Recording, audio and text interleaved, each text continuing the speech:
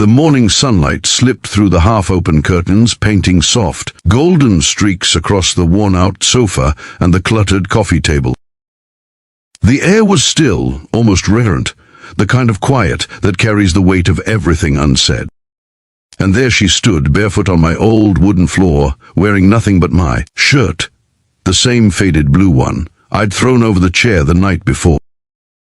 Her eyes met mine, half ashamed, half broken, but all real.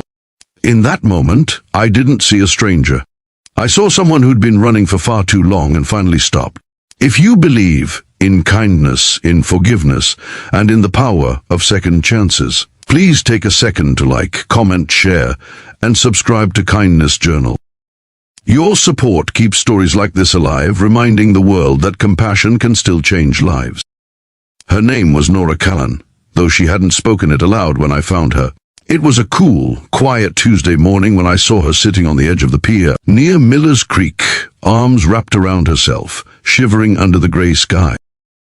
I was heading to my workshop, a converted garage, where I built wooden furniture for local stores. She looked out of place, fragile, trembling, like a fallen leaf, unsure whether to sink or drift away. Her clothes were soaked, her hair clung to her face, and she didn't flinch when I asked if she was okay. She just whispered, "Do you have a phone?" That was it. I offered her my jacket, called a cab, and tried to help her stand, but she winced, limping. There was a bruise on her ankle, another near her collarbone, and a silence in her eyes that spoke louder than any cry. The cab never came. The driver refused after hearing she didn't have money. So I did something I hadn't done in years. I brought a stranger home. My small cabin wasn't much. A single room with a kitchen corner, a table covered in tools, and a couch that had seen better days. She stood by the door, hesitant, scanning every corner as if measuring whether it was safe to breathe here. I offered her a towel and pointed to the bathroom, promising I'd wait outside while she showered. She didn't answer, but 5 minutes later, I heard the water running, and for the first time, the silence in the cabin felt alive. When she came out, steam trailing behind her, she wasn't wearing her old torn sweater anymore. She had found my shirt on the chair and slipped it on.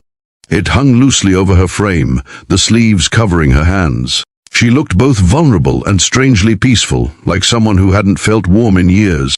"I'll wash your clothes," I said quietly, unsure what else to offer. She nodded and sat down, hugging her knees to her chest. For hours, neither of us spoke much. She ate the soup I'd made, slow and cautious, as if she wasn't sure she was allowed to finish it. I tried to focus on fixing a broken chair in the corner, pretending not to notice the quiet sniffles she tried to hide. But I noticed everything, the faint scars on her wrists, the way she flinched every time a car passed outside, the way she jumped when I accidentally dropped a spoon. When night fell, I offered her the bed and took the couch. She didn't argue. She didn't thank me either. But sometime around midnight, I woke up to the sound of muffled sobs. I didn't move. I just listened to her breaking in the dark, quietly as if she didn't want the world to hear. The next morning, she was gone. My shirt was folded neatly on the bed. The window was open. For a second, I felt something sharp twist inside me, disappointment, maybe even fear. But then, I saw a note. Just one sentence, written in a shaky hand. "Thank you for not asking me who hurt me." Days passed. I went back to my work, tried to pretend it hadn't happened. But she stayed in my thoughts, the lost girl by the creek, the one who vanished wearing my shirt and left only silence behind. Then, one afternoon, I saw her again. She was standing in front of the bakery across the street, her hair tied back, holding a tray of muffins. The owner, Mrs. Langford, was showing her how to arrange them in the window. Nora looked lighter, still fragile but breathing. I crossed the street, unsure if she'd even remember me. But when she saw me, her eyes softened, and that was enough. "I'm working here now," she said softly, avoiding eye contact. They needed help. I needed something to do. I smiled and nodded. "You look better." She smiled back, faint but real. "I'm trying." Over the next few weeks, I stopped by the bakery more often than I needed to. Sometimes for coffee, sometimes just to check on her. She was opening up little by little, laughing once in a while, even telling Mrs. Langford about her love for painting. I didn't ask about her past, but one evening she told me anyway. She'd been married to a man who turned cruel the moment she stopped obeying his every command.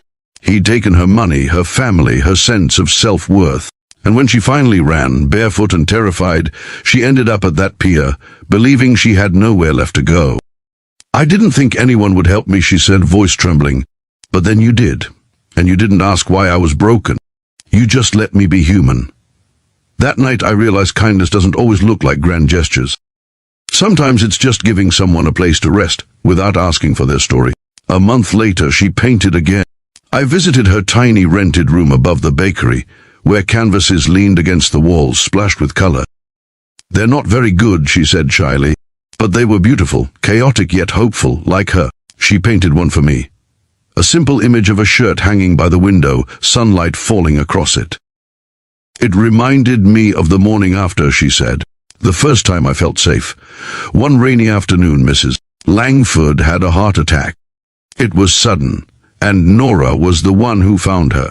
She stayed by her side all the way to the hospital, holding her hand, whispering prayers. When I arrived, Nora was pacing in the corridor, tears in her eyes. I pulled her into a hug without thinking, and she broke down completely, not because of the fear, but because she said she finally realized she couldn't lose anyone else she loved. In that moment, something inside both of us shifted. It wasn't romance. Not yet. It was something deeper, the quiet recognition of two souls that had survived too much and still chose kindness anyway. Weeks later, Mrs. Langford recovered and decided to retire, leaving the bakery to Nora. You've got the heart for it, she said, pressing the keys into her trembling hands. I'll never forget that look on Nora's face. Disbelief, gratitude, and an almost childlike joy. The bakery flourished under her care.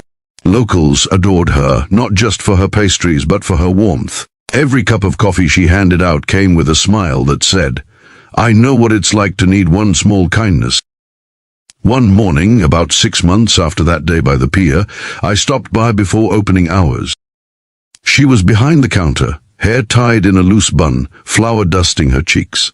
She looked up, and her face lit up like the sunrise. You're early, she teased. I wanted to show you something, I said, handing her a small wooden box I'd made. Inside was a simple silver pendant shaped like a shirt, tiny, delicate, and engraved with her name. She laughed softly, tears already gathering. You remembered. I never forgot, I said quietly. You were wearing my shirt. Now, I guess a part of it belongs to you. She put it on right there, and for a moment everything felt still. Just sunlight, laughter, and the sound of a heart finding its rhythm again. She leaned over the counter and whispered, You saved me, Mason. You didn't even know me, and you saved me. I shook my head. No, Nora, you saved yourself. I just opened the door. That day, as I walked out of the bakery, the bell chiming behind me, I realized something. Sometimes people who walk into our lives when we least expect them are the very reason we find our purpose again. She was wearing my shirt that first morning and nothing else.